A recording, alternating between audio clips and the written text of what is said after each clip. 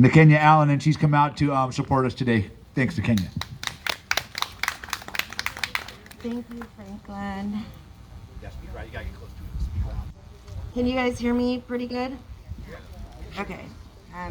Again, my name is McKenya Allen. I am a neighbor and an ally out in Martinez, California.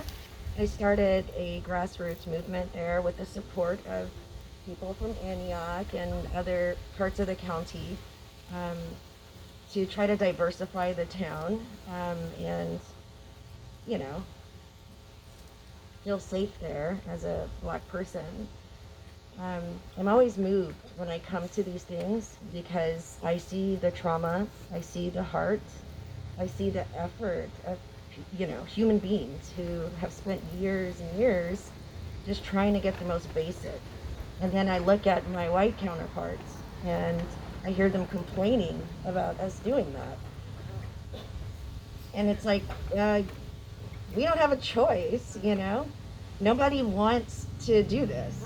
This isn't anybody's dream come true, by the way.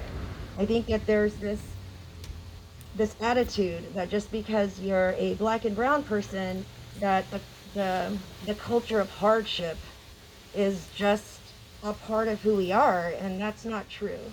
Our culture met genocide, and we're trying to rebuild ourselves. And one of the things that I've noticed that I never hear about is the culture of bigotry. One of the things that I continue to hear you guys speak on is how long it's taken to get just the most basic things done. And it really doesn't take 200 years to do the right thing.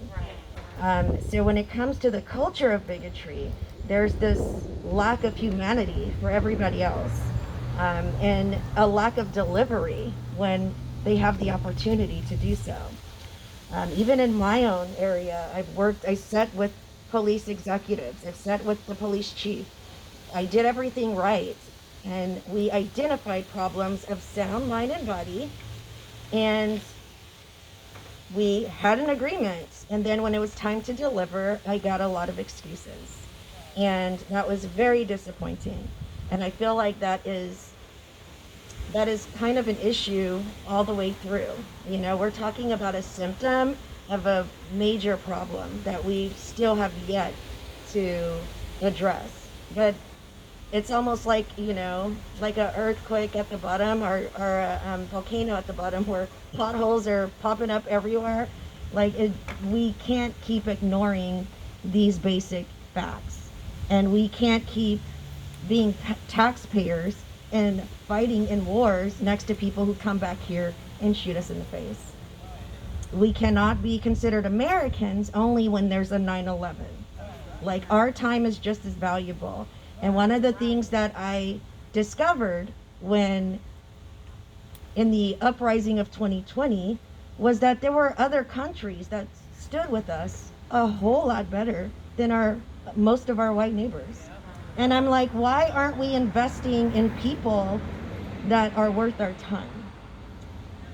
And I got involved. I didn't just complain. I'm still not just complaining. I am getting involved. And I want to encourage everybody to find representatives that are for you. Because as long as the people who are in charge of, you know, of the police departments, as long as they support the cruelty and the culture of bigotry, those cops have job protection. You know, there's a lack of humanity. Nobody wants to ever talk about that. But to be honest, it's inevitable. You know, we're going to have to make some decisions on how we're going to move. And to be honest, I think we could all live without this. So thank you for having me, and I appreciate you guys welcoming me to this town. Can you speak to maybe I heard about this on Pacifica Radio, KPFA on Hard Rock Radio, and on KPFA I've also heard, I think a show called It's Going Down, talk about police gangs inside of police departments that have symbols, they have terminologies, they have a whole vocabulary of gang activity inside of police departments. Are you familiar with this? Can you speak to this? So in my city, we have a predominantly white police department, and one of my issues was white nationalists being honest. So it is a culture of racism, and one of the things that I've understood when I was working with Veronica there in Danville, when I saw the video of the cop walking up and shooting him in the face, one of the things that he went there to shoot him in the face. There was absolutely no other thought in his mind. He saw an opportunity, he saw someone vulnerable, and he went hunting. So that's the part that we need to rub in. This is cruel. This is disgusting, and we should not be paying for people to treat us this way. And it doesn't make any sense to call ourselves the greatest country on earth and then have a group of human beings needing to fight for just the bare minimum of dignity and respect. And yes, it's a part of the culture of bigotry, because what they're doing, and they're getting rewarded for what they're doing because our values don't match. To them, they're human beings, their families are human beings, their friends are human beings, and we're just sacrifices for their happiness.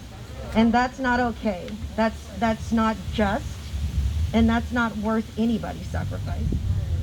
We can all do without that. Thank you. All right.